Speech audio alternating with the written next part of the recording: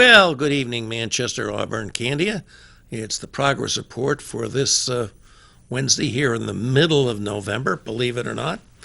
And Thanksgiving is not far away. And I am very sorry to report that my good friend and usual co-host, Mike Farley, is not with us tonight. He's under the weather. Mike, I hope you're watching, and I hope you're going to be feeling real well real soon. But we have rallied because we have one of my favorite people to return and stir things up. And I already have people anticipating this appearance. It's Arnie Arnesen, the indomitable, the feisty, the well-spoken, the controversial. Okay, I'll leave now. Well, okay. I am charming. I just fine. No, I just fine. think Arnie is a phenomenal person, and she does her research and she knows whereof she speaks, and we will hear a lot from her tonight. But you know, the progress report, we like to have audience participation. Please join us. Please, I encourage 640-3091. And those of you that may have seen my Facebook post today, and the show has a Facebook post. The progress report has a Facebook page, and we haven't been talking about that, but we do. And I finally, with some help from one of the tech guys at my law firm, have put in the link so that those of you who have friends that aren't within the cable area that we serve here, Manchester, Auburn, Hooksett, and Candia, and Manchester, Auburn, and Hooksett, I think, I'm not sure about Candia, can get this show live streaming through the link that we provided to Channel 23, which is where we appear. So I hope people will utilize that because people were asking about it today, which is very satisfying. Now, one of the things that I always look forward to that Mike Farley does is he's been coming here since the inauguration of Orange 45, otherwise known as President Donald J. Trump, is do a POTUS report on the progress report. And though he's ailing, he sent me a doozy today. So before I turn this over to Arnie, I just want to let you know that we do have a really good POTUS report and the progress report. It comes from that paper of record, the New York Times, the first cut of history, as they say. The headline is, U.S. hires company with KGB link to guard Moscow embassy. Now, you may recall that during some unpleasantness between the relations between Russia and the United States, with diplomatic personnel being recalled and tit for tat, Vladimir Putin ordered American diplomatic relations in Russia to slash their staff by 755 employees. So guess how that deficiency was made up? To make up for the loss of security guards axed in the Russian-mandated staff cuts, Washington has hired a private Russian company that grew out of a security business co-founded by Mr. Putin's former KGB boss.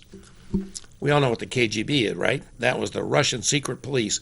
That is where Vladimir Putin learned his trade. Operated for many years. He is a KGB guy. I think the first one since, I don't know when, sometime shortly after Lenin, to ascend to the presidency of the Soviet Union, or today the Russian state. His boss was an 82-year-old veteran spy who spent 25 years planting agents in Western security services and hunting down their operatives.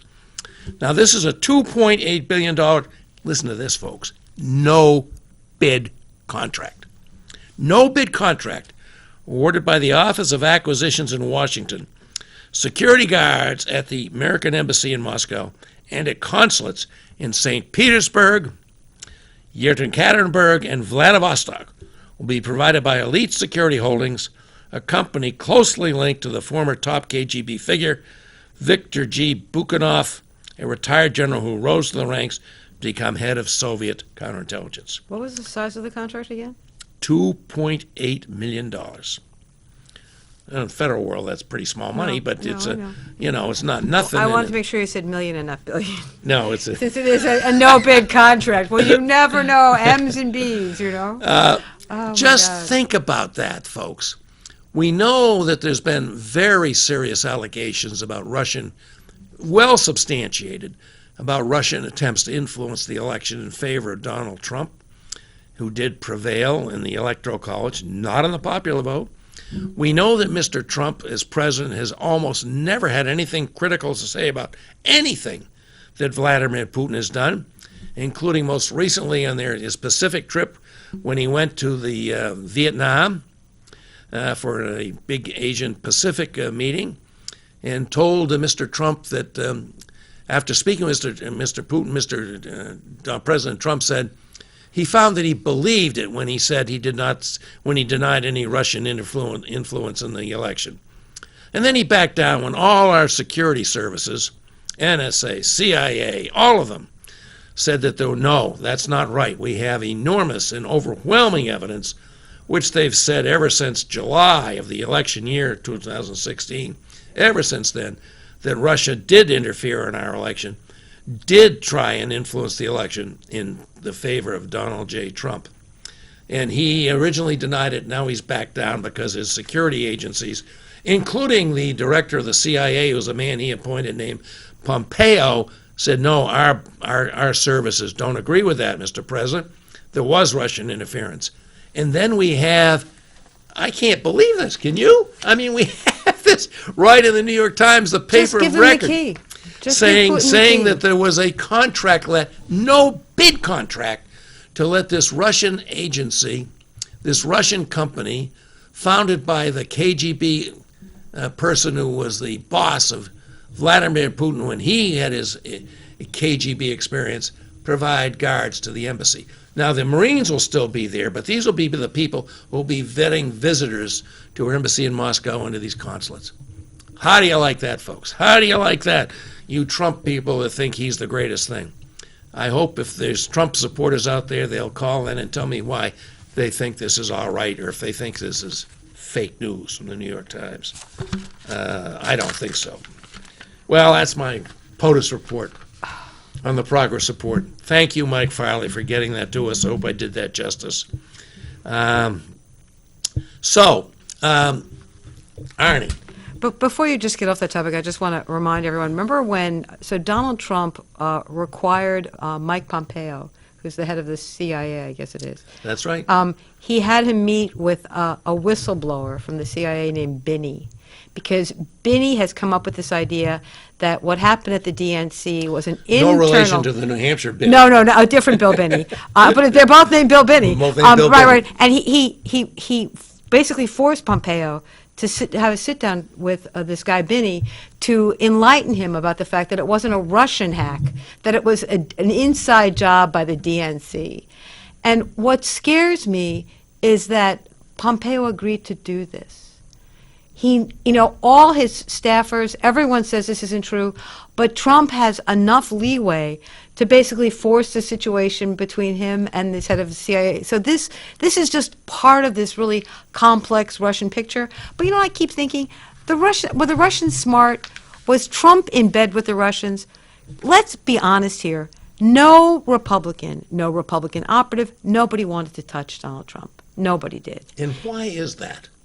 Because Why they knew. Is that? Because they knew he was dishonest. When they you knew say he was nobody, incompetent. there are two that have. Oh, yeah, Jeff Sessions. Not Jeff Sessions. I'm talking about Flake and Corker. Yeah.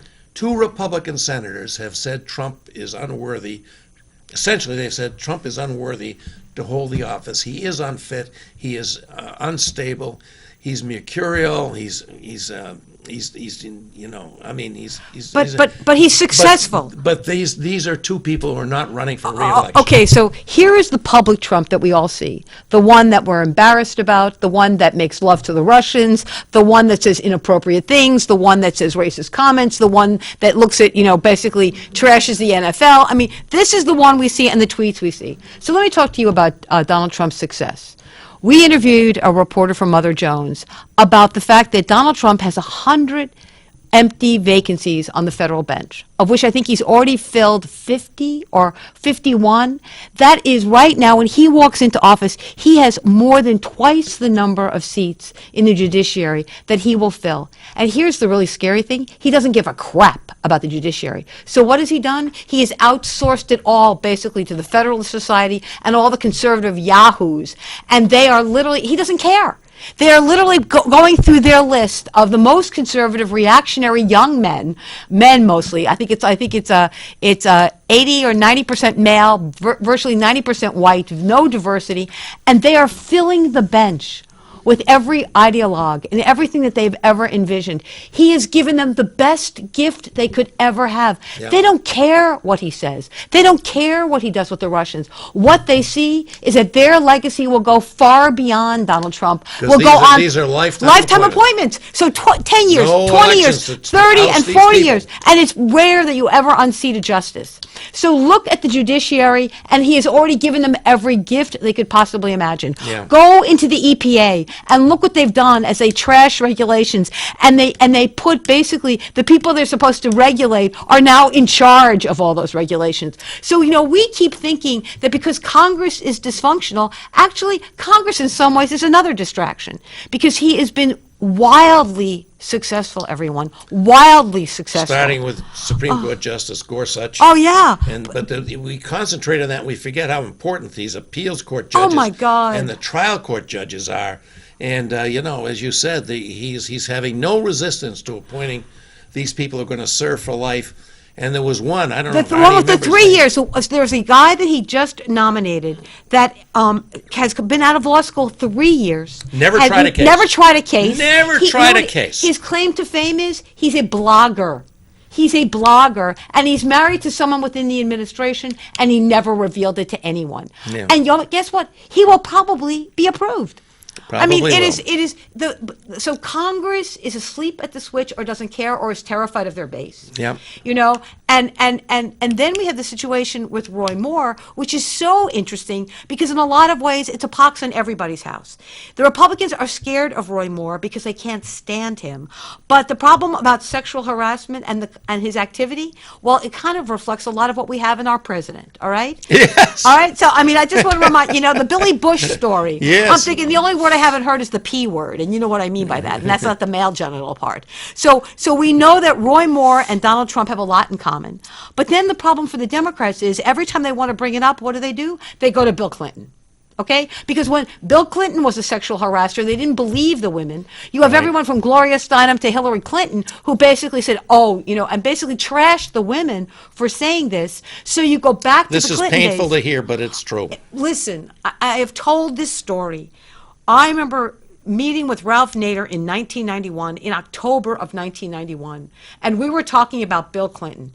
And Ralph Nader said to me in Keene, New Hampshire, that his people on the ground with Public Citizen, they said, here is the reputation of Bill Clinton in Arkansas. He is known as the great seducer. So what did I think? I thought that Ralph Nader was nuts. And here's what I said to Ralph Nader. If what you are saying is true, Ralph, then why the hell would the Democratic Party let him out of Arkansas? Let's fast forward all the way to Monica Lewinsky. Okay, and we've been exhausted ever since. And a lot of people covered up for him. And then we have President Trump. And President Trump has elevated it to the point where he's almost proud of the behavior. And now we have Roy Moore. And what we have with Roy Moore is an evangelical Christian base that only cares about babies in utero, but you can touch and grab any 14-year-old. I am sorry. I want the evangelical community to tell me why it's okay to grab and play with a 14-year-old. And you know what the killer is? Here's the real killer. And I said this on the air the other day. If it was an evangelical father and they saw someone starting to have a relationship with their 14-year-old, they would kill them. But if it's Roy Moore, they would elect him. There is something wrong with this story. There is something really wrong there. Something, and I'm going to say something else. What have we done as mothers because we have raised sons like this? This is not just about the women. This is about the fact that we have allowed a double standard. And the double standard hasn't just been in how we treat women in the workplace, whether it's retail, whether it's as a waitress, whether it's what happens with CEOs. Trust me, I have been harassed. And you know what scares me? We need to How come I never spoke up? How come I never spoke up? Yeah. And I was harassed after I ran for governor and after I ran for Congress, and I couldn't find my voice. That tells you how society has so controlled us. Oh, I'm so Well, I angry. think there's been a tipping Ugh. point reached now. I really do. I mean, hope so. starting with this Harvey Weinstein thing, all of a sudden, and then this Me Too hashtag Oh, thing. yeah. And hundreds and hundreds of women are coming forward now. And hear the story of the Congress. Yeah. We paid for any kind of a settlement against someone who was harassed. We told them they had to have a cooling off period. We gave the senators and the congressmen legal counsel. We didn't to the person who was harassed. Yeah. Look at the double standard in our halls of power. Do you know what just happened in Iowa? In Iowa, they just settled, I think, a case against a staffer in the GOP Senate office in the Iowa legislature, I think for $1.7 million, okay? So what did they do? They just hired an HR person to begin to teach the members of the legislature in Iowa how to behave. These are the people we elect. They don't know how to behave. I'm sorry. This is huge. I For just me, it's emotional. obviously. You can tell. I'm angry at myself because it's happened to me on so many occasions. Well, look at and I didn't have look at a the people voice. we've heard that have come forward with stories. Our congressman from the 2nd District, Annie Custer, has come forward with a very compelling story about her own personal being, degraded by unwanted sexual advances. What do you do? I mean, I think men in this country are basically in trouble. I just think the whole male class in this country, we don't really know how to be men, proud men anymore. I mean, there's a whole big subject there we could talk about a lot, Arnie. But I'm going to recommend an article. Remember when Hugh Hefner died? Okay, yes. just a couple of months ago. So Hugh Hefner died, and there was an article at theconversation.com. I'm going to recommend everyone start checking this out. It's a fabulous site. It's professors and PhD students from around the United States, Australia, and I believe Canada, and they write about their area of expertise. And I interviewed a professor from the University of Iowa. Why? Because she talked about the Hugh Hefner from Germany, and it turned out that the Hugh Hefner in Germany was female. She was a female. She is the queen of the pornography industry today. But how she started in Germany was that she started by teaching men and women about sex. She had like a Sears Roebuck catalog for sex. And instead of titillating men, which is what Hugh Hefner did, and basically made us all think that women were nothing more than something to be used and thrown away, and that sex was all about providing pleasure to men, this woman... Women were all tits and ass. Right, exactly. And this woman said both are sexual. Both are sexual. Yeah. Both need to be respected. Both need to be understood. Both want to have climax or whatever. And the story of this woman is a remarkable story. And here's how I ended the interview with the professor from the University of Iowa. She was fabulous, by the way, everyone. And I ended the interview going, so let's take a look at what happened because of Hefner and because of this woman, I can't pronounce her name, Hufsa or something like that. I said, you today have Angela Merkel as your prime minister. Yeah. And who do we have? We have Donald Trump. What does that tell you about how we educated our men and women? Look at the difference today. We have an embarrassment who basically touches and thinks that women are trash. And look what he's done with the court. He's put white men on the court. They all look like Donald Trump. Yeah. I'm sorry. It's so much more than sexual harassment. Hey, it's politics. We got more to go, folks. We're just, I think, Arnie may be just getting warmed up, but I'm not sure. But we always take a couple of breaks, and it's time for our first break. And I hope, folks, that you will call in and participate with us. We look forward to that. 640-3091, and we will be right back with a lot more. And it won't only be national. We'll talk about some statewide stuff as well, and maybe touch on the recounts coming up from the Manchester election, which was quite stunning. We'll be right back.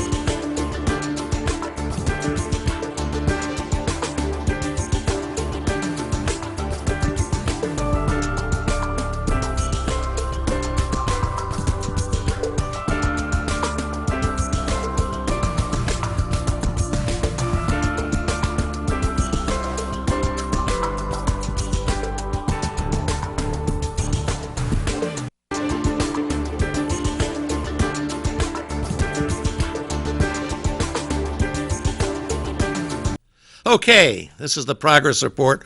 We're back for our second segment. If you've been listening, I hope you've been a little stirred up by the ever feisty and fiery Arnie Arnesen, who, when we've been discussing what some are saying is the tipping point over acceptance of male abuse of women of less power than they have, Right. whether it's in the entertainment industry, in the political world, in the business world, wherever. It's an old story, and it goes on and on. And let me just give you the woman's name, that Hugh Hefner of Germany, Beate Husa. She was born in 1919, and she had a different vision of sex. It had a focus on women, too. I just want people this sexual harassment story has lots of fingers. It goes in many different directions. It's like an octopus. Well, then, and yet our politics also reflects in part of that story of sexual harassment. It really does. So one of the things I stepped out to do this year, way out of my usual comfort zone, was to agree to teach sex education to junior high and freshmen. I am impressed. At the UU Church here in Manchester. It's a program called Our Whole Lives, or OWL. And this program is awesome. Wow. It is awesome. I'm intimidated. And these kids are so evolved. And the program is very explicit. The parents have to sign off and everything, because we don't prohibit anything in this program, except I would say pussyfoot, but that's not an appropriate term. I'm sorry, pussyfoot. Well, you can say that. One of the first things we discuss with the kids is what kind of language do you want to use. There's language that's insulting and degrading, and you can talk about the same thing, and it's not insulting or degrading. Like, you can use the F word, or you can use intercourse, sexual relations. Just for one example, and this is what I'm doing. And, considering that I learned everything I know about sex from, kids like me, not from my parents and not from school. And and these kids are so evolved, Arnie. They're way beyond I am. They don't even think we should have separate teams for girls and boys in sports. Right. Which, maybe they got a point pre-puberty. Not so much about post-puberty. But in any event, that's I think a hopeful sign, and it's a combination of the United, the Unitarian Universalist Church and the United Church of Christ. And so we have kids from both programs in the thing. But I think we need to teach it everywhere, and not just for teenagers. We need to teach this everywhere. There's so much value in this program, because it's all centered on values, respecting the other person, acknowledging people with differences, that your sexual identity is not binary for almost everybody. There are people that have attraction to another sex, but they don't identify as queer, or I mean, there's all kinds of permutations and things. And I learned some stuff in this program. Right, I'm sure. Well, the problem with even our languages, we only have one word for love.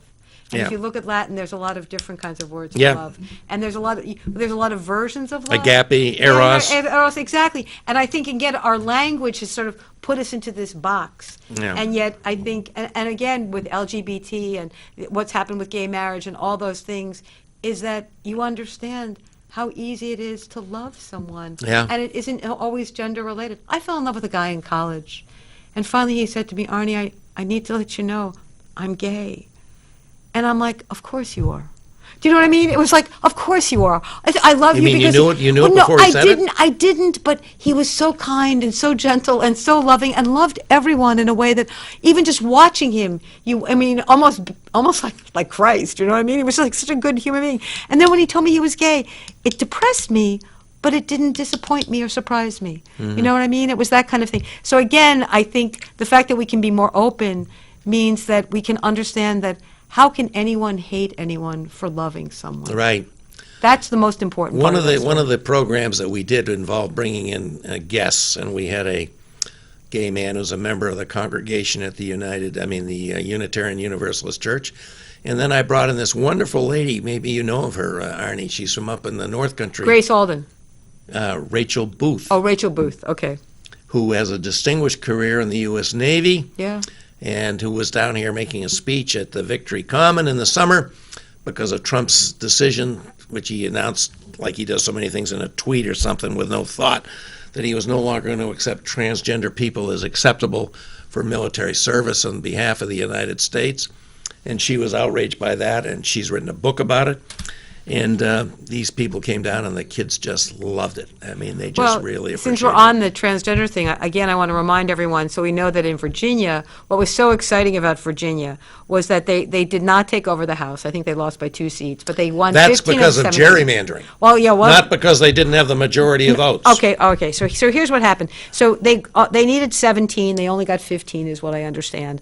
But what they did in Virginia, which is really a story for the country, they ran everywhere.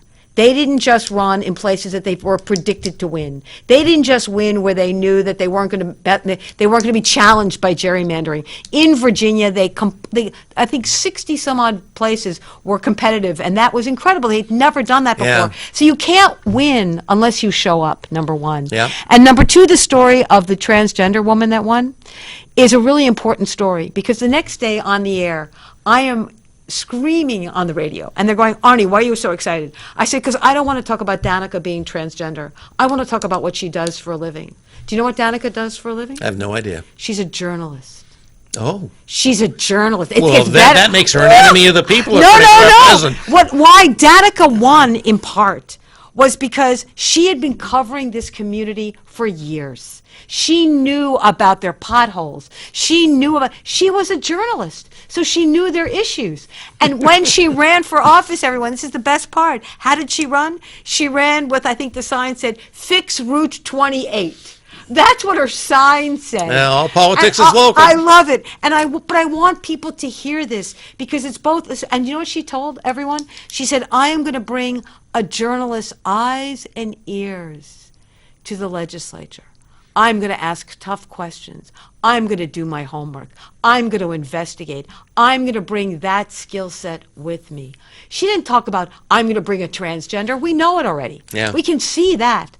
But what she's going to bring are her real skills. And her skills is she's in the media. Yeah. She's a journalist. I loved it. Well, there's some people with great skills and ability. I think Rachel Booth, who we had on the program some months ago after her speech at Victory Park here in Manchester, and I thought she was absolutely terrific, and I think the audience liked her too, and certainly the kids, when she came down to speak to the kids at our Our Whole Lives class, they really loved it, and they were very welcoming. But again, it's just right. Once you come out, whether you come out as gay or transgender, and people get to talk to you and meet you and have conversations, things are more frightening and easier to create as frightening when you can't confront it. And even in the sexual harassment thing, the reason why these young women, or these now older women 40 years later, have come out is that it took the New York Times, it took the stories of sexual harassment, it took senators to start talking about it. That Me Too thing made it possible for women in Alabama to say Me Too. Yeah. So here's something that's very interesting to me, and I know what the distinction will be, but here we have all the Republican leadership, Majority Leader Mitch McConnell, Speaker of the House Paul Ryan, and any number of others denouncing this so-called Christian judge from Alabama, who's the Republican nominee to succeed Jeff Sessions and take a seat in the U.S. Senate. All of them saying he should step down, he should be out. Why don't they denounce Donald Trump? I mean, I think there's been 5 women that have now come forward to say, yes, they were assaulted in one way or another by Judge Roy Moore, the evangelical Christian. There are 15 women, I think, in that area who said the same thing about Donald Trump after he boasted about, assaulting women in the infamous Billy Bush Access Hollywood tape in the course of the campaign. How can they make this distinction? And I know what they'll say. Because he has the power. Well, I think what did we just talk about? How successful he is on the federal bench. Okay? He's provided them with that. What he may do with the tax cuts. What he's done to the EPA. What he's done to the Department of Energy. Look what he has done. He has delivered for them. They may not like him. They may not admire him. They may think he's gross and disgusting. But what's more important than gross and disgusting is to get ultimately that foundation that will live beyond him, that will do the kind of damage that they've only dreamt about. And it took this guy when you to say do what it. he's done for them, who is them? them. Isn't them the polluters, Yeah. the corporate Yeah. malefactors of this It is. country? It is. Isn't EPA now being turned over to a tool of the fossil fuel industry, Yes. which is endangering our planet with their carbon emissions and their methane emissions and their denial of the changes we're wreaking upon our only home, this blue planet we call You Earth? want people to care. I do You want people you want to care. people to be fiduciaries. You want people. I mean, that's the story of the GOP tax cuts and the tax cuts for corporations. Folks, you got to start looking into the Paradise Papers. The Paradise Papers is Okay, let's talk about that. So You go on that. You've heard about the Panama Papers, all right? I've the heard about the The Panama Papers was the And first before that, dump. there was the Pentagon Papers. They Pentagon, all start with right, P. okay, yeah, that's Pentagon right. Papers, That's right. Panama Papers, Paradise Right. Papers. But let me just share the difference between the Panama Papers and the Paradise Papers. Okay. And that's this. The Panama Papers was a much bigger dump than the Paradise Papers, but it was kind of almost like generic thugs. It was like the mafia. It was like kind of people that were nefarious people, but not always the most incredibly rich. All right. The Paradise Papers. This is the high rent district, okay? These are the very wealthiest people on the planet, okay? I mean, we're talking about the CEOs and companies and multimillionaires and multi-billionaires. And what is so scary about the Paradise Papers is that not only is it the most revealing, it is the most difficult to figure out because everybody knows exactly how to hide their wealth and hide their income, which is why they hired this firm Appleby, which is where ultimately the dump came from. But guess what? There were 31,000 U.S. addresses that came out of the Paradise Papers. 31,000 people or individuals or companies that are hiding millions and billions of dollars offshore. And the problem with what the tax reform bill is going to do is that it isn't going to close any of those legal loopholes where all those people have moved their money to the Cayman Islands and Bermuda and the Man of Isle or wherever it is. So they're going to still be able to keep all that money and all that wealth, and whatever little that they're bringing into the United States that they're paying on, they're going to get the bonus of getting the cuts there too. So they win twice. They win twice. And who's going to be paying? You and me. Not only in the fact that we're going to get maybe $25 in a tax cut over the course of a year, but then everything that we depend on, that we value, whether it's healthcare, whether it's infrastructure, whether it's whatever, all those programs are going to be starved to death. So we are ultimately going to be, I want people to run in 2018 on the following 3 words. Do the math. Do the math. Because in the end, when you do the math, more of you are shafted with this bill, with what they're doing with healthcare, all these things. And last but not least, we'll bring it back to the state of New Hampshire. There is an article, I believe it's just in the most recent New Hampshire Business Review. What is the largest tax that businesses pay in New Hampshire? Is it the BET? Is it the BPT? Is it the rooms and meals? No, it's the property tax. A very broad-based tax, it is. Yeah, yeah. It certainly is. Do the math, folks, and I think that's really important. So let's talk about what's going on in Manchester, because I know you have a lot of recounts. We do have recounts. Explain to me what happened. Well, we had a stunning victory. Very pleasant surprise to me. I was not optimistic. I tend to be pessimistic, Joyce? so I can be pleasantly surprised when I'm wrong. And that was the case with Joyce Craig, who I thought it was wonderful. Not only beat the incumbent Ted Gatzis, but really kind of thumped him. I mean, more than a 2,000 vote margin. 9 or 10 of the 12 wards went for Joyce. We did have some unfortunate results, in my opinion, in some of our school committee races and aldermanic races. But, overall, Joyce's victory more than made up for that. We are having recounts. We've already had some recounts. I believe David Scannell, who obtained a narrow victory in the contest for school committee man from Ward 2, has prevailed in his recount. Congratulations, David. Looking forward to seeing you and Liz on Sunday. And we have a very important recount coming up on Friday, or a couple of them. One is Pat Long. Oh, Pat.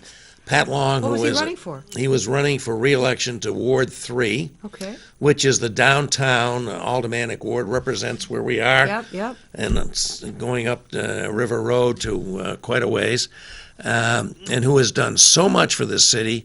And he lost by a mere 7 votes to Tim Baines. And there's going to be a recount on that on Friday. Okay. Let's see, what's the other recount coming up on Friday? Now I can't just think of it. When people want to think whether their vote matters. Yeah, and people want to think where their vote when you matters. hear 7 votes, I mean, you keep thinking, you start kicking yourself. recounts don't often overturn the result because you have as much chance of the margin being widened as it does of being narrowed. But that'll be a very interesting one to watch. So we had some very, very interesting things. But the biggest one, and I think I mentioned last week when I was on here with Mike, the way I heard about Joyce Craig's victory was by a Facebook post from Tom Perez, the DNC chairman, before he had all the crowing to do about the results in Virginia and New Jersey, which were absolutely terrific. This wasn't a Trump sweep for Joyce. Joyce has worked so hard. Joyce is about a building block. Joyce, she lost by a handful of votes last time. She did. So she really 64. 64 votes. So I just want people to know that in the end, it's about hard work. And I'm also going to say something else. I just gave a speech at Vermont Law School on Saturday, and it was a full day sort of forum on considering running for office, and it was really interesting. Everyone, Vermont. I almost didn't want to come back across the river. Well, sometimes Vermont does that too. Well, no, Vermont has such a healthy political system. No, I'm dead serious. They have a Republican governor, and their lieutenant governor, which runs separately and independently, is a progressive with a ponytail. Okay? I want people, I'm like, oh my God. So you never know who's going to win. They really keep the system open and balanced to the point where people matter and issues matter. And that is such an incredible celebration. But one of the things I spoke to these people about was when I was a fellow at Harvard, the title of my course was a quote from Bella Abzug. And the quote from Bella Abzug is, you have to lose, lose, lose to win. Right. And I look at Joyce. I've had that experience myself. Right, I know you have. And I look at Joyce, and I want people to understand that most of us lose. Most of us don't win. And there's always another election and there's always another election. Down. Exactly. And you can in a build year on or them. two. Absolutely. And you don't know what the atmospherics are going to be like. You don't know what the dynamics are going to be like. So I want people to hold on to that because I think that's important. Yeah. And the other thing that's important is I want people to look at elections differently. And what do I mean by that? So I had a guy on the radio we were talking, this is before the Tuesday election last couple weeks ago, and he said, you need to realize that your country is on the ballot. That's right. Every election. Every election, whether it's for school board, whether it's for president, whether it's for governor, because remember the bench, those school board members could someday become a governor. Yeah. Mel Thompson, you know what he had before he became governor? He was the head of the school board in Orford, New Hampshire, a town of 1,000 people. So we created him. I apologize. From you used Orford, to live up there, as I recall. I did. I lived there for 20 years. So he went from Orford School Board to becoming the governor of New Hampshire. So when you look at all these races, realize your country is on the ballot. Yes. And we're going to take another quick break. This will be our final break for this evening's edition of the Progress Report. And we're still looking for calls, folks. Just because we're talking so fast and so loud doesn't mean we're not going to welcome you. Please call in. We'll be right back. We got lots more to cover. I've got some notes here. We'll be right back.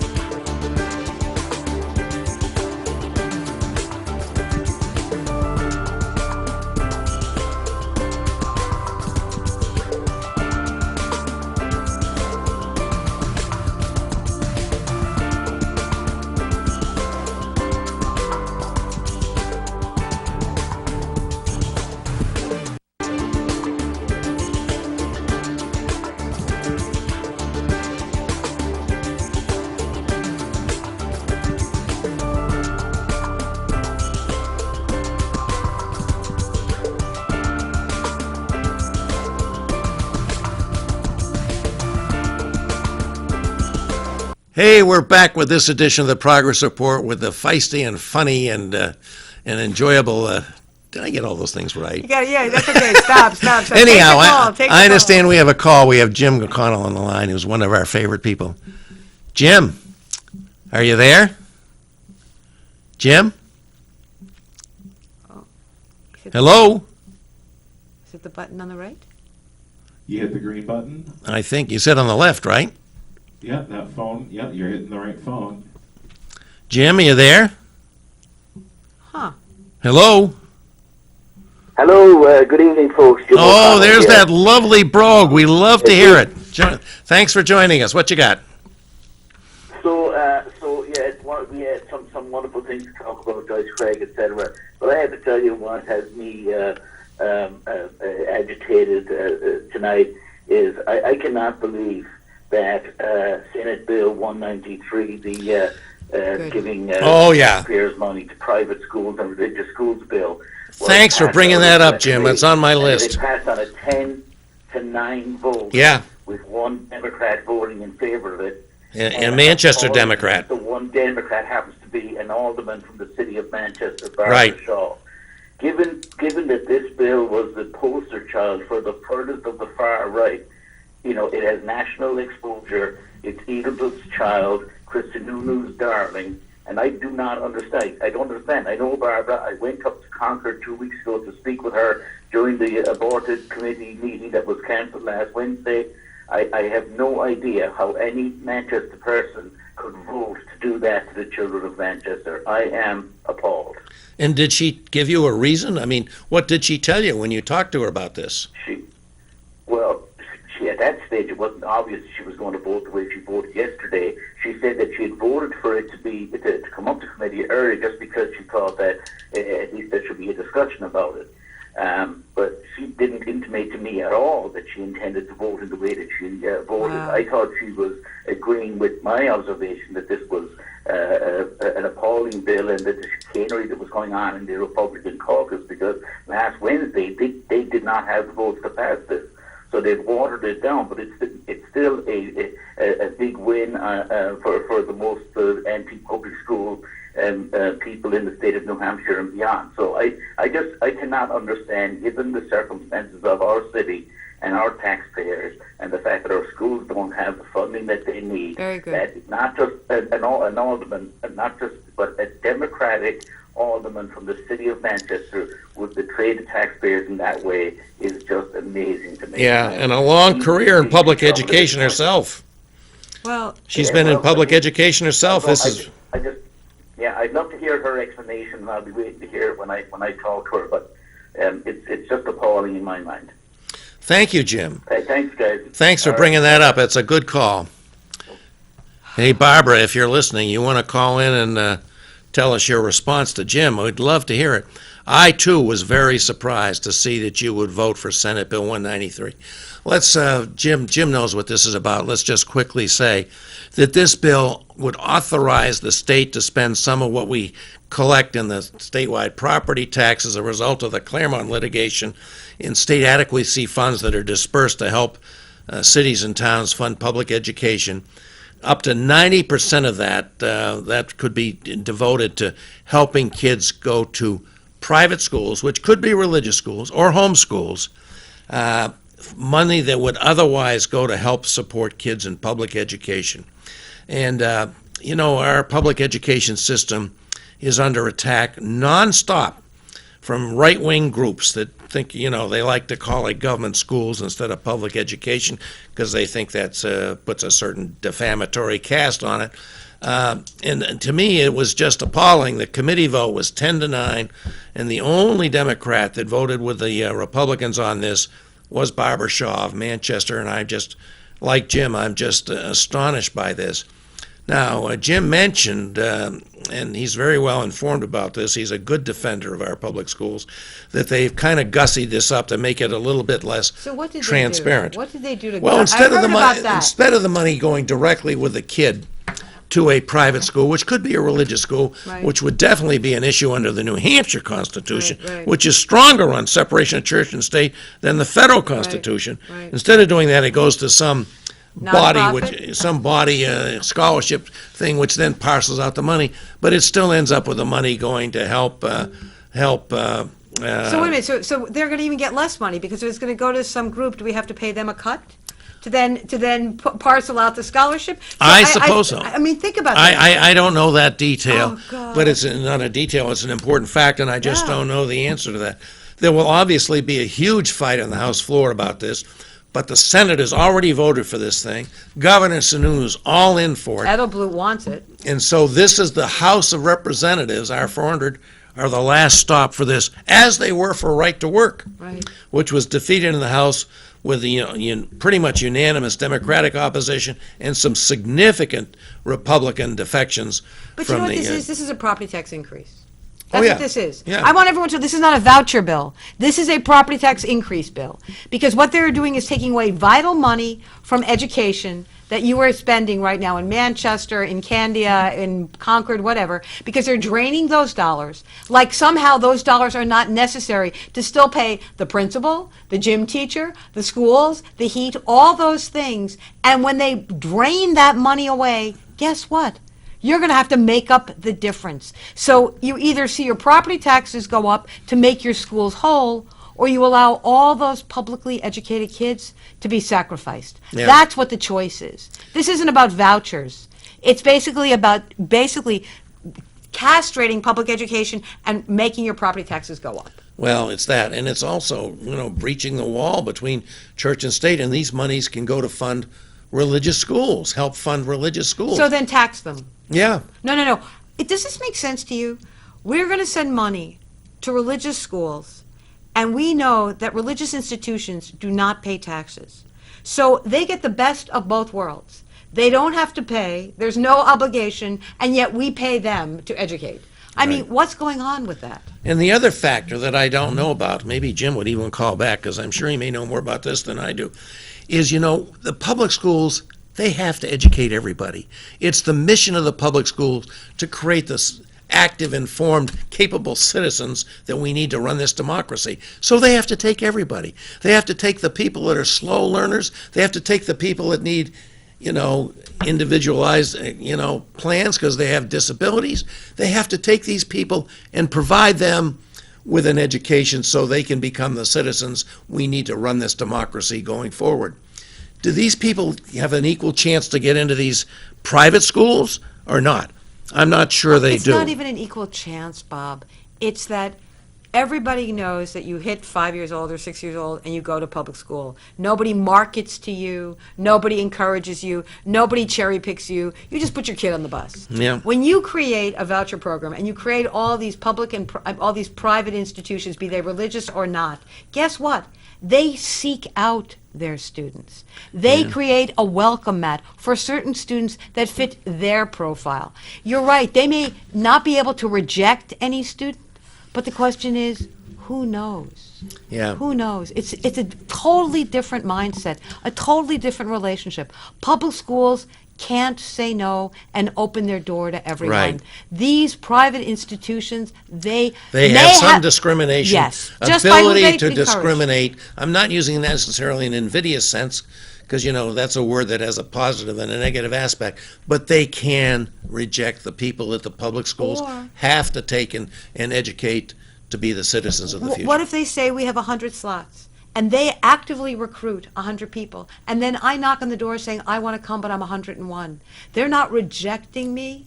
They're just saying we don't have a seat. Yeah, All right? In public school, they can never say we don't have a seat. yeah, Remember that, everyone. yeah. It's, really Public unfortunate. education is one of the glories of this country.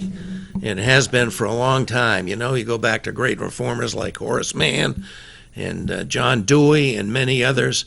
Public education has been an engine of preserving a robust democracy in this country. And it's really one of the glories of our country, and we hate to see that threatened. Looks like we have another call, and I'm going to be glad to take it. Whoops. Maybe too soon. Well, I also think the other advantage of public school. Whoops. Maybe it's the other phone. No calls. No comment. Okay. So I think one of the other advantages of public education is really important. What's happening now because of social media is that we're all in our own little silo. We all go to our own website. We all, you know what I mean? We're sort of dividing ourselves up into smaller and smaller subsets. The beauty of public education is all those subsets come together starting at age 5. Yeah. And they all have to play with each other and learn together and socialize together. And that's also crucial for a democracy. Yeah. It's really hard to hate someone that you play ball with. That's right. And if they're private schooled or homeschooled, there's less of an opportunity. What I love are the public schools, for example, that knock on the doors of homeschoolers and say, so you want to homeschool, but if your kid wants to play baseball, we encourage them to try out for the baseball team. We encourage them to try out for the band. And they're constantly reaching in saying, there are things that we do, take advantage of them. Yeah. And